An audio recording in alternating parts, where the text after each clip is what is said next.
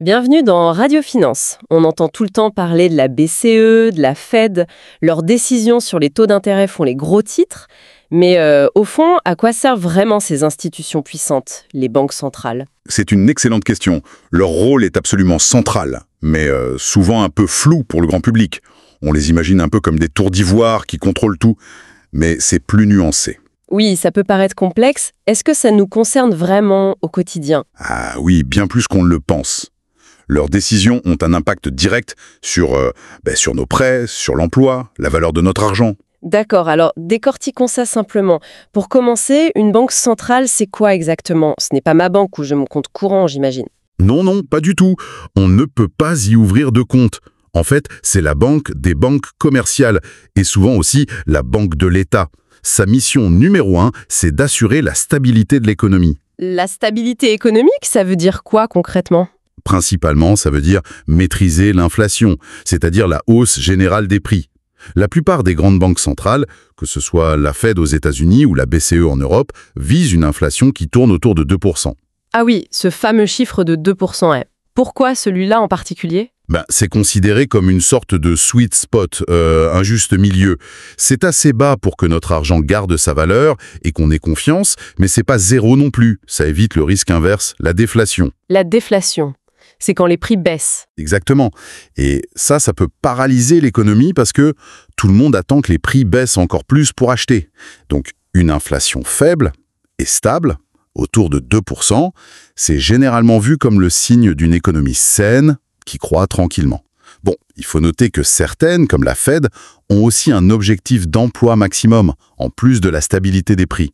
Ça complexifie un peu leur choix parfois. D'accord, je vois. Stabilité des prix, c'est l'objectif principal.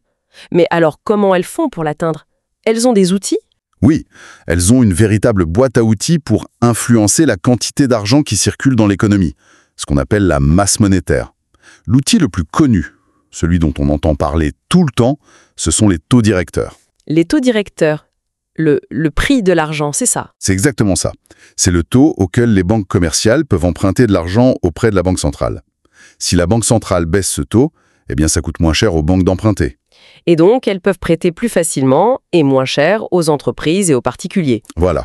Ça encourage l'investissement, la consommation, ça stimule l'économie. Et à l'inverse, si elle augmente ses taux, ça freine le crédit et donc l'économie, souvent pour calmer une inflation trop forte. Logique. Tout à fait. C'est un levier très puissant. Un autre outil important, ce sont les opérations d'open market. Open market. Qu'est-ce que c'est? Alors là, c'est la banque centrale qui achète ou vend des titres financiers, souvent des obligations d'État. Sur le marché, quand elles achètent des titres, elles paient en créant de la monnaie. Donc elles injectent de l'argent dans le système. Quand elles vendent des titres, elles retirent de l'argent. C'est un moyen très direct d'ajuster la liquidité bancaire. D'accord. Taux directeur, open market, elles ont donc pas mal de pouvoir. Ce qui m'amène à une autre question, qui les contrôle? Elles sont indépendantes. C'est un point crucial et source de beaucoup de débats. En théorie, oui, l'indépendance est un principe fondamental. L'idée, c'est de les protéger des pressions politiques de court terme.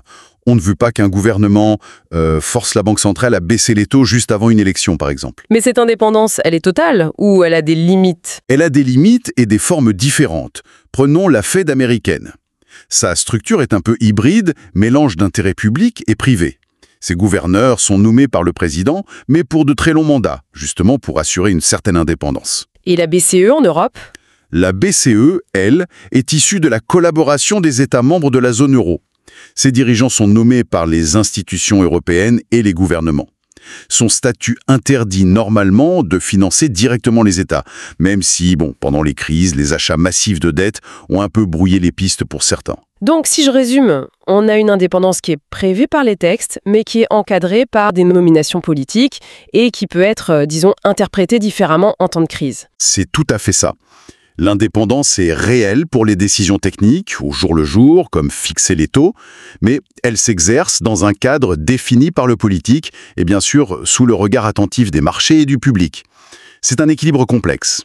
Bon, pour résumer tout ça très vite, les banques centrales, ce sont les gardiennes de la stabilité économique, surtout de l'inflation, qu'elles visent autour de 2%. Oui, et pour ça, elles utilisent principalement les taux directeurs et les opérations d'open market pour gérer la quantité d'argent. Et elles sont conçues pour être indépendantes du pouvoir politique, même si cette indépendance est complexe et encadrée. Exactement. Et il faut bien voir que leurs choix nous impactent tous. Le coût d'un crédit immobilier, les chances de trouver un emploi, la valeur de notre épargne. Comprendre leur rôle est donc essentiel. Absolument. Ça montre à quel point ces institutions sont au cœur de notre système. Et ça laisse une question en suspens, je trouve. Est-ce que des organismes non élus devraient avoir autant d'influence, surtout face aux défis économiques et écologiques qui nous attendent ? Comment concilier cette expertise nécessaire et l'indépendance avec le contrôle démocratique ? C'est une excellente question pour conclure. Une réflexion importante à garder en tête. Voilà pour ce tour d'horizon des banques centrales. Pour continuer à décrypter la finance simplement, n'oubliez pas de vous abonner à Esprit Finance et retrouvez-nous bientôt pour un nouvel épisode de Radio Finance.